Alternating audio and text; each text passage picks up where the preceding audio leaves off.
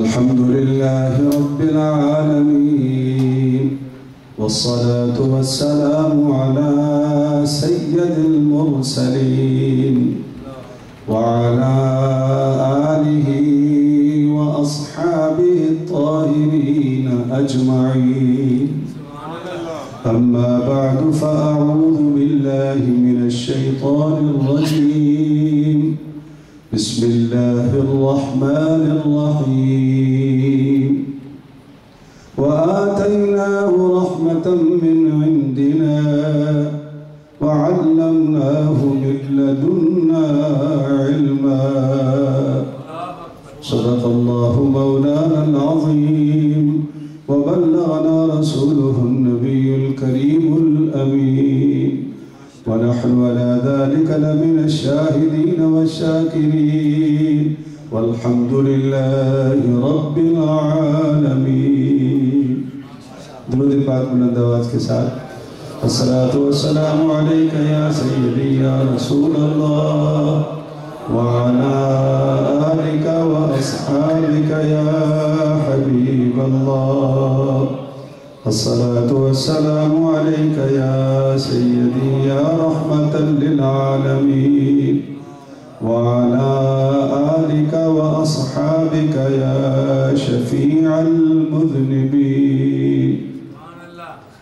انتہائی واجب الاحترام سادات کرام، مشائخ اعظام اور حضرات علماء کرام اور خصوصاً بانیان محفل، وقت ظاہر ہے کہ 10:15 بجے نماز ہے اور یہ 12-14 منٹ ہے میرے پاس. تو میں خواجہ قمر الدین سیالوی رحمت اللہ علیہ، ان کو شیخ الاسلام کہا جاتا ہے، شیخ الاسلام. اس کی کہانی یہ ہے کہ کچھ لوگ خود اپنے آپ کو لکھتے ہیں اور کچھ مرید ان کو لکھ دیتے ہیں اور کچھ شاگرد لکھ دیتے ہیں. لیکن مولانا شبیر احمد عثمانی جو قائد اعظم کے ساتھی تھے، جو جھٹا بھی لہرایا تھا، جب وہ فوت ہوئے تو دیوبندیوں نے، بریلویوں نے، اہل حدیثوں نے کہا کہ اس ملک میں ایک ایسا عالم ہونا چاہیے جس پہ سب کا اتفاق ہو اور اس کو شیخ الاسلام کہا جائے. دیوبندیوں نے، بریلویوں نے اور اہل حدیثوں نے کراچی میں کانفرنس کی، کراچی میں، چونکہ شبیر احمد عثمانی صاحب کراچی میں، تو کانفرنس کی اور سٹیج پر تمام علماء کا جمع غفیر تھا اور وہاں پر دھواں دھار تقریریں ہوئیں شیخ الاسلام کے لیے کہ شیخ الاسلام کا ہونا کیوں ضروری ہے، شیخ الاسلام کا ہونا کیوں ضروری ہے. اس پہ دھواں دھار تقریریں ہوئیں اور جب وہ ختم ہو گئی تقریریں تو پھر دیوبندی عالم، ایک بریلوی عالم، ایک اہل حدیث عالم اٹھا، کہا کہ ہم نے پورے پاکستان کے کوائف اکٹھے کیے ہیں، دورے کیے ہیں، صرف ایک بندہ نظر آیا ہے جس کا نام قمر الدین ہے، وہ شیخ الاسلام بن سکتا ہے. کراچی کے عظیم اجتماع میں حضور خواجہ قمر الدین کو شیخ الاسلام کا خطاب دیا گیا. یہ خود ساختہ نہیں ہے، دنیا نے خطاب دیا ہے. اور اگر آپ نے کراچی کا سفر کیا ہو تو نیو میمن مسجد بندر روڈ پر بڑی عظیم شان مسجد ہے. جیسے ہی ان کو شیخ الاسلام کا خطاب دیا گیا تو میمنوں کہا کہ حضور، جو میمن لوگ ہیں وہاں کے، آپ ہمارے لیے ایک مسجد کا افتتاح بھی کر دیں. نیو میمن مسجد کا افتتاح خواجہ قمر الدین سیالوی نے کیا، جو آج عظیم مسجد ہے. اور اس کی وجہ کیا تھی کہ ان کو کیوں انتخاب کیا گیا؟ عربی میں یکتا تھا، فارسی میں، اردو میں، سرائکی میں، پنجابی میں، تحریک پاکستان کا مجاہد، یعنی تحریک کشمیر کا مجاہد، جدھر نگاہ اٹھاتے تھے خواجہ صاحب کھڑے ہوتے تھے. آپ ایک مرتبہ، اب میں آپ کو جو خوبصورت بات بتانے لگا جو ہمیشہ یاد رہے گی، تقریر کا مقصد یہ ہوتا ہے کہ جو دوست آئیں کچھ سنیں، یاد کریں اور ہمیشہ یاد رکھیں۔ کتاب پڑھتے پڑھتے پڑھ رہے تھے الاصابہ فی تمیز صحابہ، الاصابہ فی تمیز صحابہ کتاب ہے، پڑھ رہے تھے تو اس میں ایک نام آیا صحابی کا، رتن، ایک نام آیا رتن۔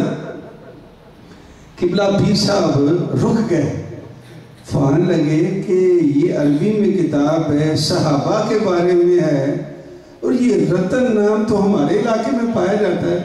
انہیں کتاب بند کر دی، تہذیب و تہذیب اٹھا لی، لغت کی کتابیں اٹھا لی، تو رتن کا انہیں ترجمہ کیا خود سے احمر، یعنی لال رنگ۔ اب وہ لغت کی کتابیں دیکھ رہے ہیں تو احمر کوئی شے نہیں ملی، پھر کہنے لگے کہ ہو سکتا ہے یہ رتن را سے ہے تو شاید را میں ہو، تو پھر انہوں نے وہ لغت کی کتاب اٹھائی، جب را میں دیکھا تو رتن لکھا ہوا تھا، لیکن رتن بابا لکھا ہوا تھا، بابا رتن۔ پیر صاحب نے کہا کہ اب سارے کام گئے، اب میں تلاش کروں گا یہ بابا رتن کون ہے۔ چنانچہ فتاوی حدیثیہ ان کے کتب خانے میں موجود تھا، اس کو اٹھایا اور بابے رتن کی تلاش کرتے ہوئے ان کو یہ نام مل گیا، تو انہوں نے اپنی قلم سے ایسے گھما کر ایک نشان لگا کر حاشیے پہ لکھا، یہ میں عبارت ان کی نوٹ کر کے لایا ہوں، لکھتے کہ اسمہ رتن یقال بابا رتن وکنیتہ ابو الرضا وقبره في بٹھنڈا وهي بلدة مشهورة في الهند وأنا زرت قبره وقرأت على المصحف الذي قالوا أنه جاء به من المدينة المنورة وذلك القرآن ما كان مرسوما فعلم أنه کتب من زمان بعید، قمر الدین، یہ نام لکھا انہوں نے۔ کیا ترجمہ ہے اس کا؟ وہ باب رتن کے بارے میں تلاش کرتے کرتے انہوں نے اس طرح مواد اکٹھا کر لیا کہ یہ بابا رتن تو صحابی رسول ہے۔ والی بٹھنڈا نے ان کو عربستان بھیجا جس زمانے میں نبی پاک بچپن میں تھے۔ بٹھنڈا سے مدینہ پاک پہنچے، نبی پاک بچپن میں تھے، اونٹ چلا رہے تھے، بکریاں چلا رہے تھے، دریا وہ نالا سا بنا ہوا تھا، اس پار اونٹ چلے گئے۔ سرکار دو عالم بچپن میں بیٹھے ہوئے ہیں کہ یہ نالا کیسے پار کریں، تو یہ بابا رتن وہاں پہنچ گیا۔ سام آؤ، دیکھا کہ بچہ ہے اور یہ پار جانا چاہتا ہے۔ جب بچے کے چہرے پہ نگاہ کی تو بابا رتن ان کے آگے بیٹھ گئے، کہا بچے تم اگر چاہو تو مجھے اونٹ بنا لو، تمہیں اونٹوں کی تلاش میں جانا ہے نا، تو مجھے اونٹ بنا لو، میرے کندھے پر سوار ہو جاؤ۔ تو سرکار دو عالم کو کندھے پر سوار کر لیا، وہ نالا پار کر دیا، اب وہ کندھے پر دونوں پاؤں لٹکے ہوئے تھے، بابا رتن ان پاؤں کو چوم رہا تھا، اور اللہ کے نبی نے 3 مرتبہ کہا بارک اللہ فی عمرک، بارک اللہ فی عمرک، بارک اللہ فی عمرک۔ نبی پاؤں چوم رہا تھا اور بابا رتن پاؤں چوم رہا تھا، نبی دعا دے رہا تھا، پار کر دیا۔ بات گئی آئی ہوگی، واپس آیا تو والی بٹھنڈا نے کہا رتن بابا سنا ہے مدینے میں، مکے میں، عربستان میں ایک نبی آیا ہے، تو جاتا رہتا ہے نا، جا کے پتہ کر کے یہ کون ہے؟ کہنے لگا میں کیسے جاؤں گا، کیسے پہچانوں گا؟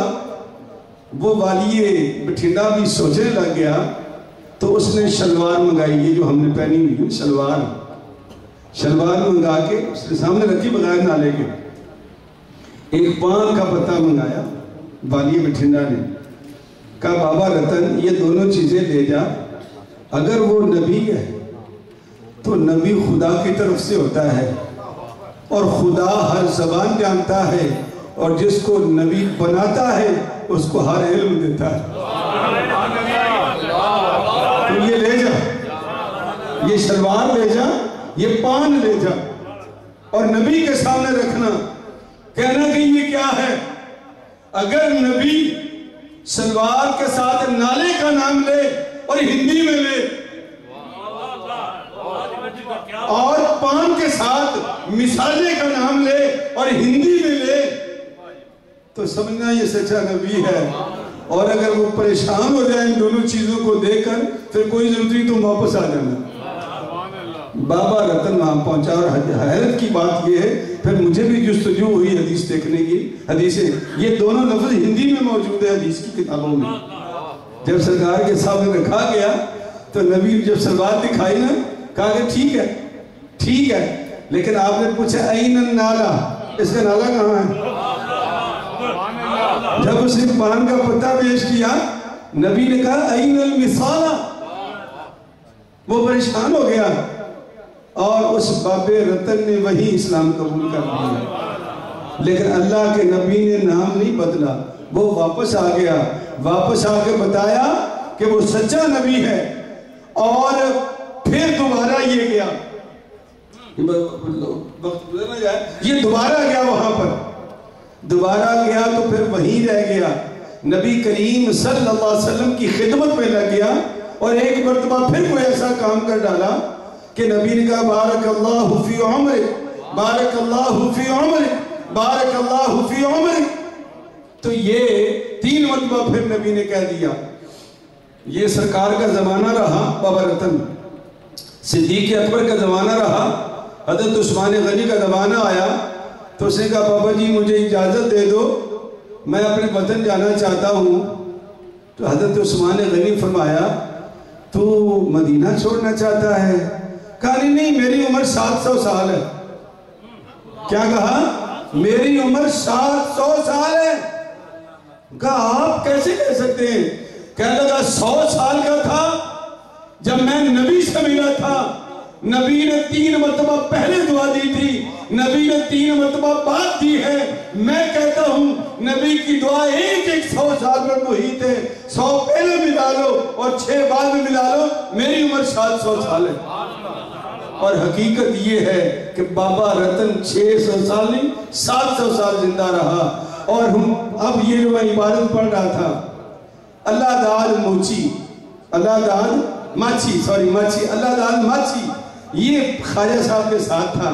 اجمیر سے نکلے نا تو آپ فرمان لگے اللہ داد یار آپ چلیے نا، بٹھنڈے چلیے، باب رتن اور اسلام کریے چل کے۔ تو دونوں اللہ داد ماچی اور خواجہ صاحب وہاں پہنچو تو ایک مجذوب مل گیا ان کو، جو بٹھنڈے کے باہر کھڑا تھا، تو اسے ناچنا شروع کر دیا۔ تو جو شعر پڑھ رہا تھا وہ بھی میں نے لکھا ہے، کہتا ہے خواجہ کا اجمیر بٹھنڈا رتن کا، خواجہ کا اجمیر بٹھنڈا رتن کا، کسی نے نہ پایا بید فقیر کے جتن کا۔ خواجہ صاحب کہتے ہیں کہ میں بھی بات بن گئی ہماری، چلیے۔ جب سرکار وہاں پہنچے، اب جو انہوں نے وہ لکھا تھا عربی میں، جو نشان لگا ہوا خواجہ اپنے ہاتھ سے لکھا ہوا ہے، تو وہ قرآن وہاں رکھا تھا اس دربار پر، جو حضرت عثمان غنی نے دیا تھا، ہاتھ کا لکھا ہوا قرآن۔ اور حضرت خواجہ صاحب قبلہ فرماتے ہیں کہ میں نے 1.25 سپارہ اس قرآن پر تلاوت کی ہے۔ یہ لکھا ہے انہوں نے کہ 1.25 سپارہ میں نے اس قرآن پر تلاوت کی ہے۔ اور پھر میں جب تھوڑا سا ان کے جو خاندان کے گھر تھے وہاں میں پھرا تو مجھے ایک اونٹ کی قبر نظر آئی۔ تو میں نے پوچھا اونٹ کی قبر کا کیا معنی؟ تو لوگوں نے بتایا کہ جب عثمان غنی کے پاس سے یہ نکل رہے تھے تو حضرت عثمان غنی نے کہا تھا بچپن میں تم نبی کے اونٹ بنے تھے، اب ہمارا وطن چھوڑ رہے ہو تو ایک عربستان کا اونٹ بھی ساتھ لیتے جاؤ۔ تو وہ جب اونٹ فوت ہو گیا تھا تو بٹھنڈا میں اس کو دفن کر دیا تھا۔ یہ بھی بڑا لمبا واقعہ، آخری بات کر دوں تاکہ بات ختم ہو جائے۔ خواجہ فرماتی یہ صحابی رسول ہے جو بٹھنڈا میں دفن ہے، صحابی رسول ہے بٹھنڈا میں دفن ہے. پھر وہ کہتے ہیں کہ اب یہ علماء کا کام ہے اس پہ بحث مباحثہ کرنا. میں تو کہتا ہوں جو بات میں نے لکھی ہے اس کو سمجھنا ہے تو قرآن کی اس آیت کو پڑھو. وَآتَيْنَاهُ رَحْمَةً مِّنْ عِنْدِنَا وَعَلَّمْنَاهُ مِن لَّدُنَّا عِلْمًا. یہ علم لدنی کے جو جاننے والے ہیں یہ انہی کا نصیب ہے, یہ علماء ظاہر کا نصیب نہیں کہ یہ بات تلاش کر سکیں. لہٰذا یہاں پر اگر کسی کو صحابہ رسول کی زیارت کرنی ہو تو بٹھنڈے چلے جاؤ. اللہ تعالیٰ خواجہ صاحب کے مزار پر ان کی قبر پر ہزار انوار و تجلیات. دل تو چاہتا ہے کہ باتیں بہت سناؤں لیکن پھر سے انشاءاللہ خواجہ صاحب ایک زندہ حقیقت تھے, کل بھی تھے, آج بھی انشاءاللہ ہمیشہ رہیں گے.